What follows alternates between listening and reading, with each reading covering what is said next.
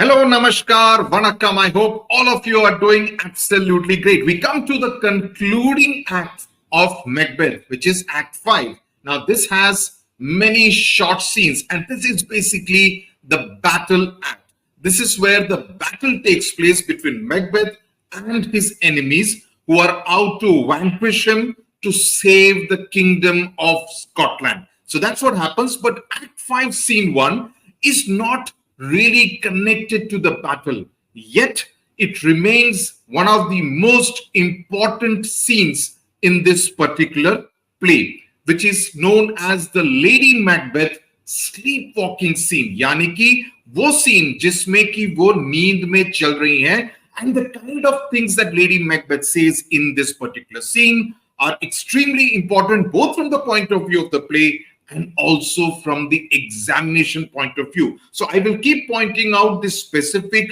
lines which are important, which you need to make note and understand very well. And I will, as usual, explain it in great detail. So let's get started straight away, get into the scene, Act 5, Scene 1.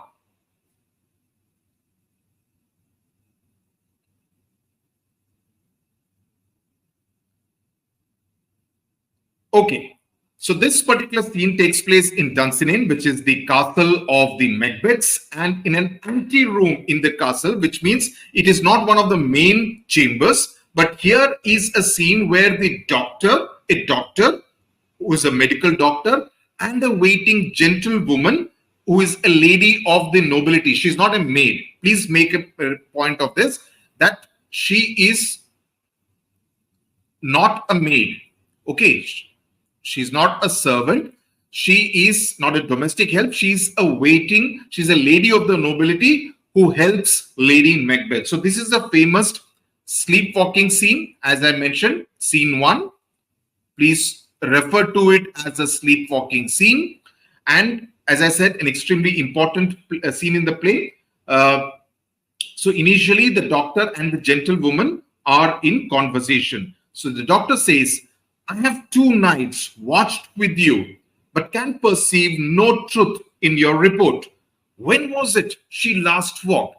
I have watched her, that is Lady Macbeth, watched Lady Macbeth for 2 nights along with you in your presence, but I have not seen anything like you described. When did you last see her sleepwalking? Now, what does this convey? That the gentlewoman has already been in conversation with the doctor. She has conveyed to him that she has seen Lady Macbeth sleepwalking, walking in her sleep. But he says that the last 2 nights that I have been observing her along with you, I have not seen anything like what you described to me. So he's kind of doubting the veracity, the truthfulness of the gentlewoman's version of events. Okay. Gentlewoman says, since His Majesty, who is the Majesty? Macbeth, went into the field, I have seen her rise from her bed, throw her nightgown upon her, unlock her closet, take forth paper, fold it, write upon it, read it, afterwards seal it, and again return to bed, yet all this while in a most fast sleep. An important passage which tells you what is it that the gentlewoman has seen. So she says that since the time Macbeth went to war, I have seen Lady Macbeth rise from her bed.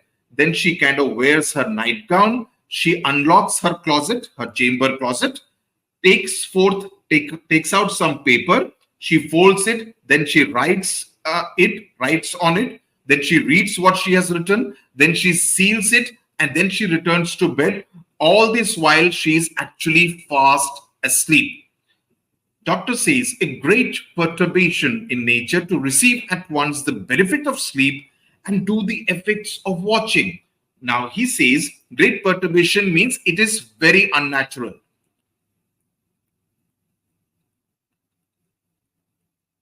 Great perturbation in nature means it is extremely unnatural that you should be asleep and at the same time perform the actions that you do while you are awake. You know, during the time while you are awake, you do some actions, you do that action while you're asleep, it is rather unnatural to be doing so. So he says, in this slumbery agitation, besides her walking and other actual performances, what at any time have you heard her say? So he asks her that when she is doing this kind of slumbery agitation, means sleepy activity. Slumbery means you are in slumber, means you are in sleep. So when she is doing this kind of sleepy activity, right, besides walking and doing the other things that you have just now described, have you heard her say something? Does she speak anything? Gentlewoman says, that, sir, which I will not report after her. Now she says that is, yes, she does, but that's something I will not reveal to you. I will not report to you. You may to me, and it is most meet you should. The doctor insists that you can tell me, and it is most proper. It's important that you tell me. It's most proper. Meet means it's proper, or rather necessary, that you should tell me. Neither to you nor anyone, having no witness to confirm my speech. So she says, I will not tell you or to anyone else, neither to you nor to anyone else, because there is no witness to what I saw.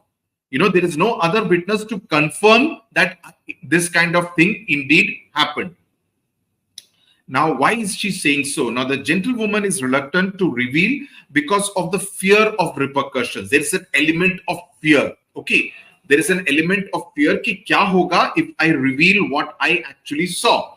Because revealing private information, please make a point. Please make a note of this.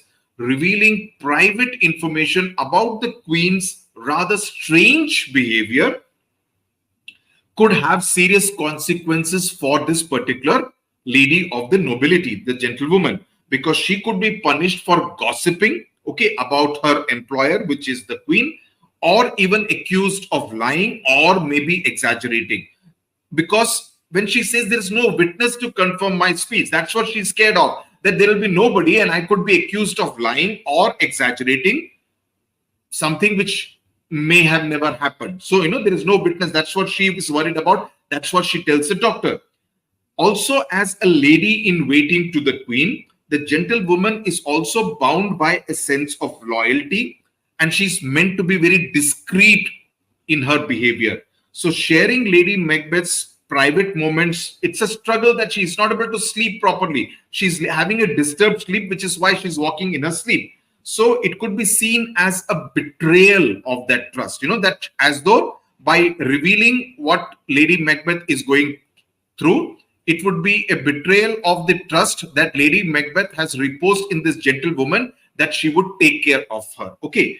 And fourthly, there are 4 important points. Fourthly, this information is also highly sensitive, as this is an extremely, because just like doctors are not supposed to reveal the medical condition of patient A to patient B or to patient C. Isn't that so? You're not supposed to reveal. Similarly, even a lawyer is not supposed to reveal that, because there is a sense of confidentiality. There is a sense of trust that what I'm telling my doctor, what I'm telling my lawyer, he or she will not reveal it to another person. So she does not want to reveal what would be seen as a very vulnerable side of Queen Lady Macbeth, even to a doctor. Okay.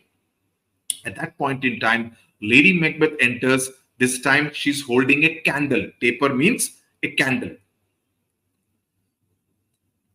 Lo, Hugh, here she comes. This is her very guise. I hope you have noting it down. You have noted down the 4 points that I explained about this reluctance of the gentlewoman.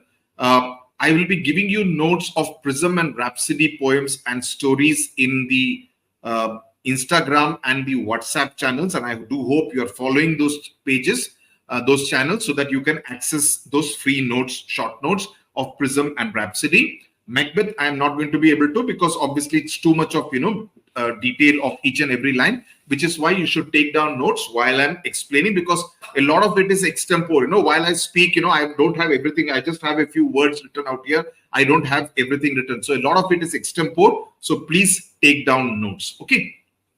And Instagram, Study with Sudhir, WhatsApp channel, Study with Sudhir. The link I gave in the month of May 2024, I think around the 13th or 14th of the month. So please go there. There's a link which is given there to the WhatsApp channel also. Okay. And share the videos, save the videos, share the videos so that you find it easier to find it later. Okay. बाद में मत पूछते रहना कि वो scene का चाहिए. You'll have to scroll down or you save it and share it, send it to yourself. It becomes easier. Okay. The funny part is I was looking at the Instagram more than students. There are so many teachers and private tutors and tuition classes which are there. I'm grateful. I'm thankful for the trust, but I just found it a little amusing. Look, here she comes. The gentlewoman says, look, here she comes. This is her very guise. And upon my life, fast asleep. Observe her stand close. So she says, look, here she comes. And this is how she always looks. Guise means this is how she looks. And I swear, upon my life means I swear she's fast asleep right now. Observe her, but stay out of sight. Stand close to me. Don't be in her sight. Doctor says, how came she by that light? How did she get hold of that candle? Okay. Gentlewoman says, it stood by her. It is by the side of her bed. She has light by her continually. It is her command.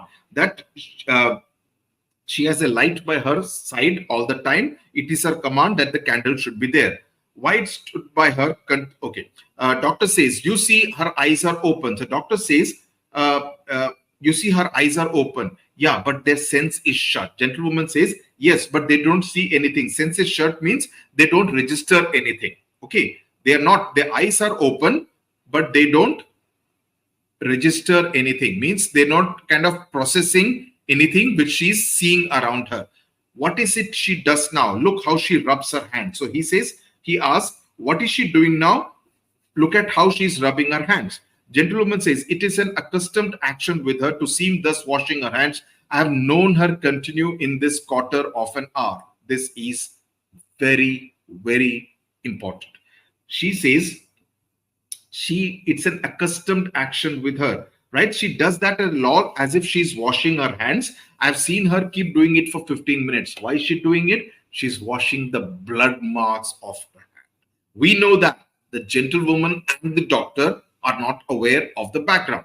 Lady Macbeth says, yet here is a spot. So Lady Macbeth says, here is a spot, referring to a spot of blood on her hand. She's imagining, hallucinating.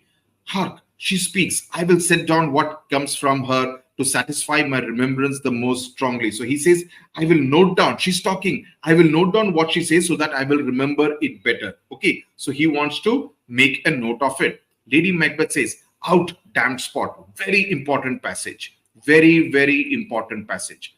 Out, damned spot. Out, I say. 1, 2. Why? Then it is time to do it. So she says, she's again rubbing her hand. She says, damned spot. Get out. I command you to come out. 1, 2. And she's almost like, timing it for it to come out. Now it's a time to do it. Hell is murky. Hell is a horrible place. 5, my lord, 5. So it says, shame on you, my lord, shame on you. Now, so she's imagining while she's walking in her sleep that she's talking to her husband. So she says, shame on you, my lord. You are a soldier and you are afraid. Pretty much what she said in Act 2 to an extent, right? What need we fear who knows it when none can call our power to account? So she says, you are a soldier and yet you are afraid. Why should we fear anyone when there is no one to challenge our power? When there is no one to challenge, call our power to account means no one to challenge us. Yet who would have thought the old man to have had so much blood in him? And yet who would have thought that the old man, who is the old man? King Duncan, would have so much of blood in him. So she's remembering the night of the murder. She's remembering the night of the murder when they killed King Duncan, when Macbeth went ahead and killed King Duncan. Do you mark that? Did you hear that? So doctor says, did you hear that? Lady Macbeth says, continues. And then she says that the Thane of Fife, referring to Macduff. The Thane of Fife had a wife. Where is she now? What? Will these hands never be clean? Will these hands never be clean? No more of that, my lord. No more of that. You mar all this with startling. that you will ruin everything by acting in a startled way. So she's continuing to imagine that she's talking to Macbeth. She has referred to Duncan's murder. She has referred in an indirect way to how Lady Macduff has been killed, right? Doctor says, oh no, go to. Okay, this is, an act of exclamation. He's very, very surprised. You have known what you should not. So he says, you have learned something which you should not, right? So, go to is an exclamation. Oh my God, kind of thing that he says, gentlewoman. So they suspect that Lady Macbeth had some role to play in the killing of Lady Macduff. Okay. And maybe even Duncan, if they are able to connect the dots. Lady Macbeth says, here is a smell of the blood. A gentlewoman says, she has spoke what she should not. I am sure of that. Heaven knows what she has known. So he says, she has spoken something which she should not have. Heaven knows what secrets she has known. Okay. You have known. Now this doctor, what he's saying is, look at this line before this. So, you will mar something. Now this you, it could be on the face of it,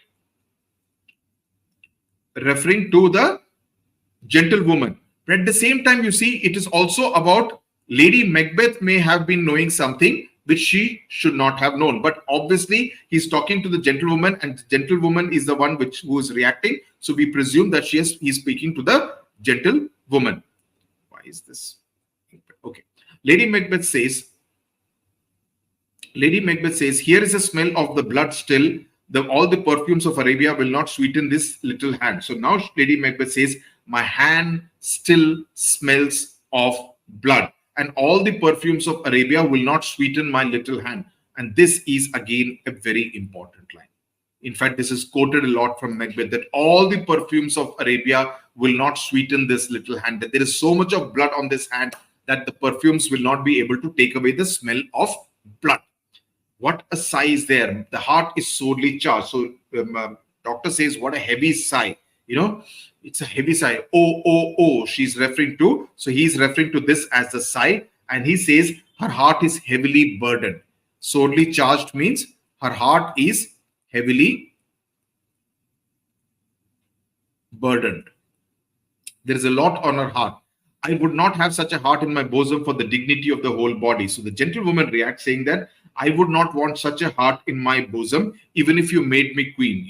Dignity of the whole body means she's the queen, right? So even if you made my queen, I would not want such a heavily burdened heart in my bosom. Well. Pray God it be, sir. So gentlewoman says, I pray to God that all will be well. Doctor says, this disease is beyond my practice, yet I have known those which have walked in their sleep who have died holily in their bed. So doctor says that this particular disease is beyond my medical skills to cure, yet I have known people who have walked in their sleep and have died peacefully in their beds. Lady Macbeth says, wash your hands, put on your nightgown, look not so pale. Lady Macbeth says, I tell you yet again, Banquo is buried, he cannot come out of his grave. So Lady Macbeth says, wash your hands. Who is she saying to? Macbeth. Put on your nightgown, referring to what happened in Act 2. Do not look so frightened. I'll tell you once again. And now she's referring to Banquo's murder. Banquo is buried. He cannot come out of his grave. So doctor says, even so means, is this true? He's kind of getting to hear a lot of important information, right? Because he realizes that he has heard a confession from the mouth of Lady Macbeth. Lady Macbeth says, to bed, there is knocking at the gate. Come, give me your hand. What is done cannot be undone. To bed. Similar to what happened in Act 2. So, she says, what has been done cannot be undone, and Lady Macbeth exits. Doctor, will she now go to bed? Gentlewoman says, directly, she will go to bed. Doctor says, foul whisperings are abroad. Unnatural deeds do breed unnatural trouble. So doctor says, foul whispering means evil rumors. That there are a lot of rumors about what actually happened in Scotland in the recent past. That there are evil rumors which are circulating, which are being spoken about. Unnatural deeds do breed unnatural troubles. That is, unnatural actions lead to unnatural troubles. Unnatural deeds means unnatural actions lead to unnatural troubles. Infected minds to their deaf pillows will discharge their secrets. That those who are having a guilty conscience, infected minds means people with a guilty conscience, people who have done something wrong, they will actually sleep on their pillows. Troubled minds, infected minds means people with guilty conscience or having troubled minds. They will discharge means they will confess.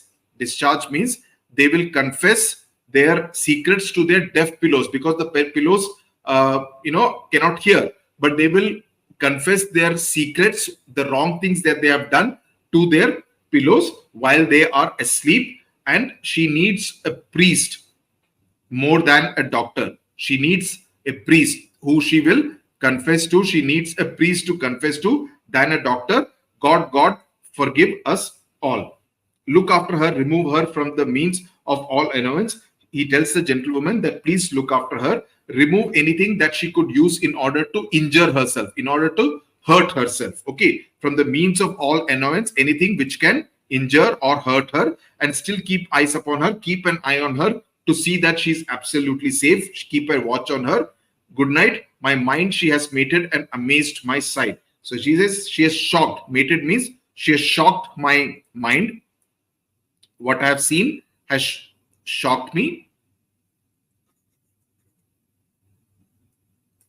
What I have seen has shocked me and amazed my eyes. I have an opinion about her, but I dare not speak about it. I do have an opinion about what is wrong, but I would not speak about it. So the gentlewoman says, good night, good doctor. With that, this very important short scene, but extremely important, I reiterate, I repeat, which you need to pay special attention to. I think in all of Act 5, this is by far one of the most important scenes. There is one more which comes later on, but this is definitely an extremely significant scene. So do pay attention to it, and please look at the notes which you have taken down of this particular explanation. Okay, so now I will see you in Act 5, Scene 2. Tata, bye.